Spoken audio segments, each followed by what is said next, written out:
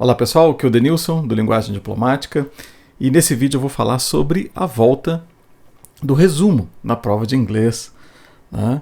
Nós tivemos aí um ano de intervalo sem resumo. No ano passado, no CACD 2024, nós tivemos somente a questão de tradução e a redação na prova de língua inglesa, né? E agora para o CACD 2025, nós tivemos a substituição da tradução pelo resumo, né? Então a prova de inglês agora passa a ficar com os mesmos tipos, né, de questões da prova de língua portuguesa, tá?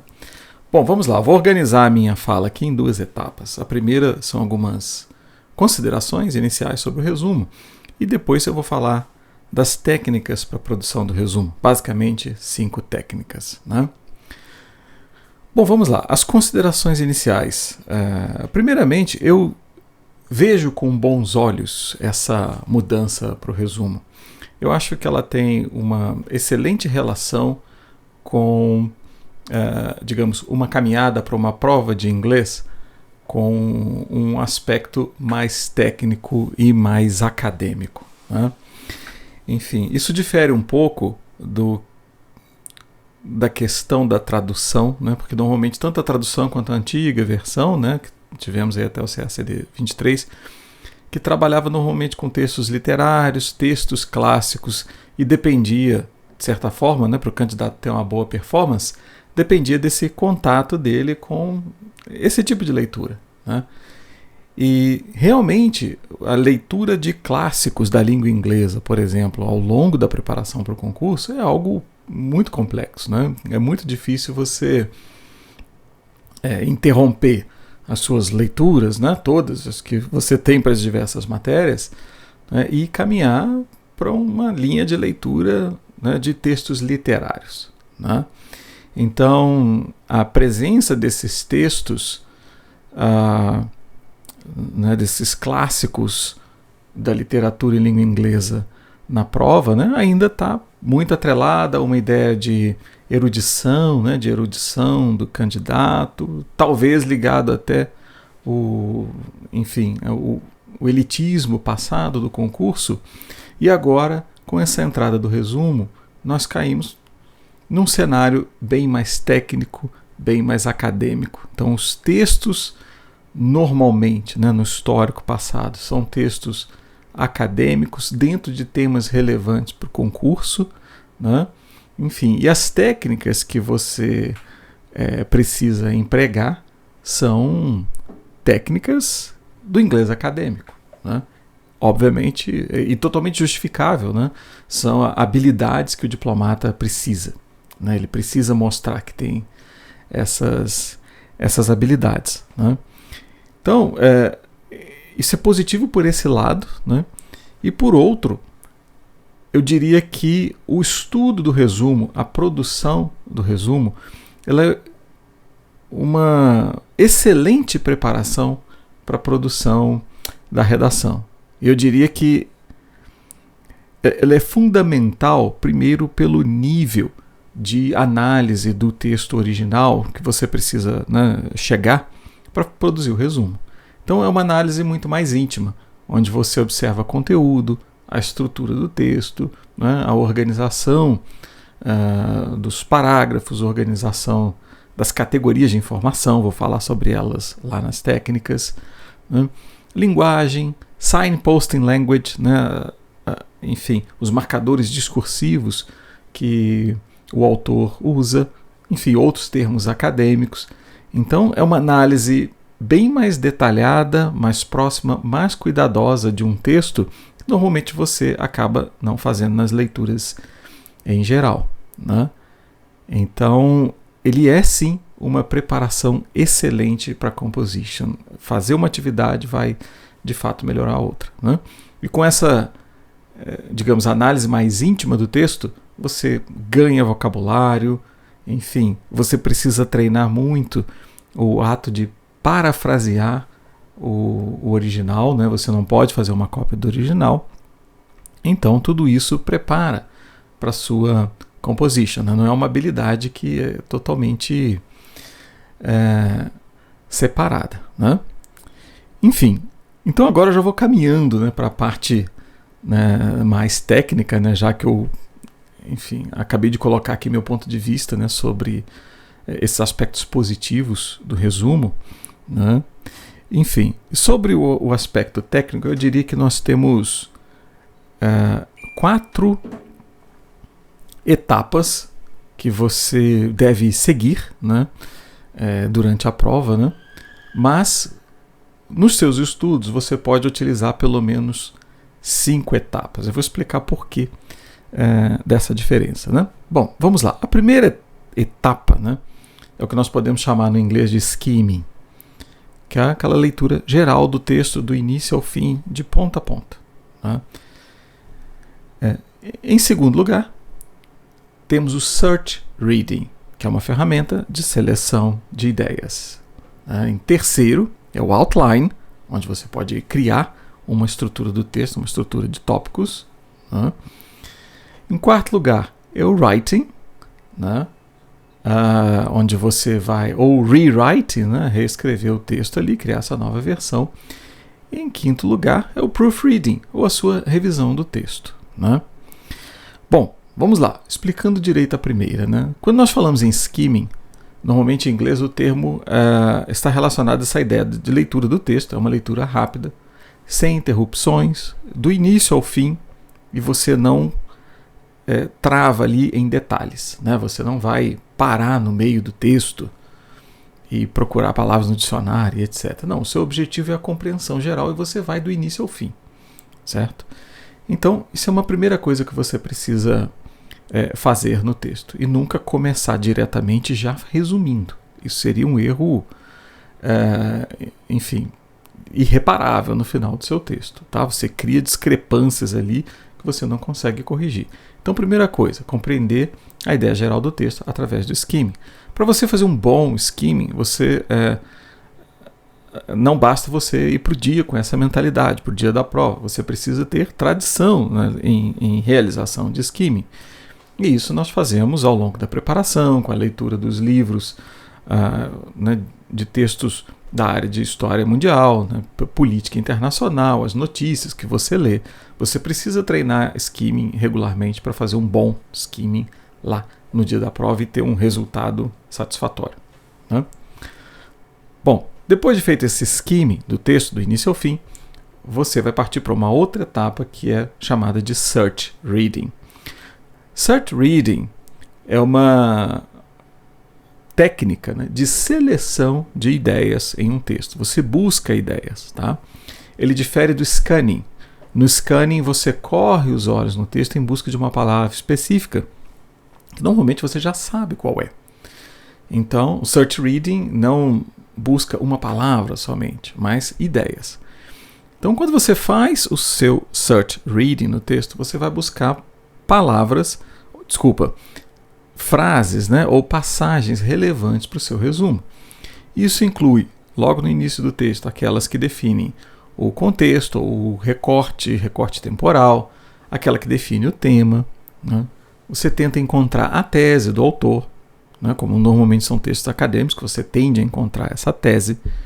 Depois você tem as outras categorias, como os main ideas, que são as ideias principais que explicam a tese, elas estarão distribuídas ali ao longo dos parágrafos, né? E também os argumentos principais dentro do corpo dos parágrafos, que são os supporting details.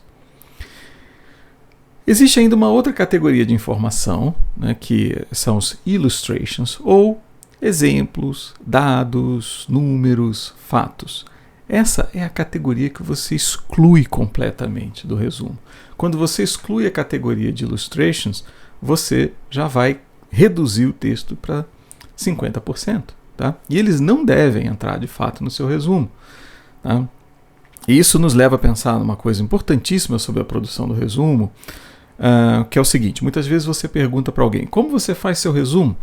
E o candidato pode responder, eu marco o que eu considero relevante e, enfim, seleciono ali, sublinho de alguma forma e reescrevo na folha de resposta. Tá? Isso tem um aspecto muito subjetivo, até mesmo porque você pode considerar que os dados que são colocados ali, ou exemplos, são extremamente relevantes. Mas o seu critério para a seleção das informações que vão entrar no seu resumo, ele não deve ser, digamos, subjetivo dessa forma pelo que você considerou importante. Ele deve ser selecionado de acordo com a categoria no texto, né? Ele define o tempo, define o cenário, define o objeto, é a tese, ele constitui uma main idea, né? Constitui um supporting detail, um argumento principal. Essas categorias você vai incluir, mas porque elas pertencem a essa categoria de informação, né? Os illustrations não, você exclui, certo? Então isso conclui, né? Ou são critérios para você fazer o seu search reading, onde você marca as ideias no original. E é importantíssimo você fazer um trabalho ali, uma nomenclatura. Alguns você vai sublinhar, vai criar um asterisco, né, na coluna do lado esquerdo, enfim, um asterisco ou dois, de acordo com a categoria. É importante você criar a sua própria nomenclatura, né? Depois de você fazer essa marcação, você pode fazer um outline, que é uma nova estrutura de tópicos, né? E essa nova estrutura de tópicos ela é muito parecida com o mesmo outline que você precisa criar para fazer a sua composition. Só que você cria um outline para fazer um novo texto ali, um mini essay, que é o resumo do original.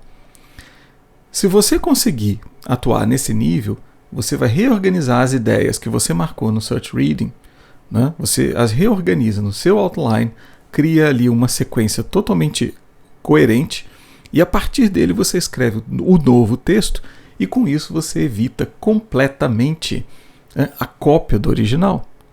Se você simplesmente excluir, digamos, os illustrations do texto e reunir as frases que sobraram da mesma forma como elas estão no original, você vai perder muitos pontos em capacidade de síntese e concisão. Ou seja, por mais que isso pareça uma estratégia interessante para você não errar gramática, você vai perder muitos pontos em capacidade de síntese e concisão. Então, criar um novo esqueleto ou um outline e reescrever o seu resumo a partir dele é uma excelente estratégia, né? Enfim, isso nos leva à quarta técnica, que é o writing, ou que nós podemos chamar de rewriting, né? Ou paraphrasing, que está envolvido ali também. Porque você não pode exatamente copiar, como eu disse. Então você precisa escrever ali um novo textinho, né? E você vai organizar de forma completamente diferente da composition. Ele tende a ter 3 parágrafos, né? Principalmente agora com essa extensão textual, né? De 15 a 30 linhas. Então você pode procurar algo ali no meio, né? Cerca de 20 e poucas linhas, 25, né? Enfim, você nem vai escrever somente 15 para escrever o mínimo possível e parecer que você quis escrever pouco, né? E você pode acabar deixando muita coisa realmente relevante, né? Argumentos de lado. E 30 também pode mostrar um pouco de falta de capacidade de síntese. Então, a virtude, né, pode estar aí no meio, né? Cerca de 20 e poucas linhas. E você pode muito bem distribuir em 3 parágrafos de 10 linhas cada um, de 8 a 10 linhas, né? Desculpa, 10 linhas, já vamos chegar lá exatamente no 30. Então, já é uma forma de condensar o texto de forma bem significativa, né? Então, a partir do seu novo outline, você faz essa reescrita, né? Alterando o original, conectando outras frases, conectando outras ideias, né? E principalmente utilizando signposting novo, né? Os marcadores discursivos novos, aqueles de adição, de contraste, de comparação. Você inclui um diferente. É importante você ter um bom domínio, né, e conhecimento, né, desse signposting language, tá? Bom, pessoal, e por fim, a última ferramenta é a revisão, né, ou proofreading. A grande questão é, você pode fazer esse proofreading, voltar no texto, ver se você cometeu erro ortográfico, erros gramaticais.